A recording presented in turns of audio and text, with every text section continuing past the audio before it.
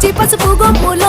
పసుపు తీసి రాసినట్టుగా పూచె తంగెడు కొమ్మలు వేల రంగుల పువ్వులో బతుకమ్మని చీరలు కోరటిలో కరువలో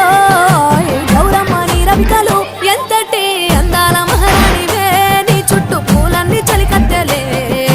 నిన్ను చూడాలని ముందుగా వచ్చిందే పూల దీపావళి బతుకమ్మ రాకతో మావాటిలి మురిసెనే పాటతో ప్రతిలోగిలి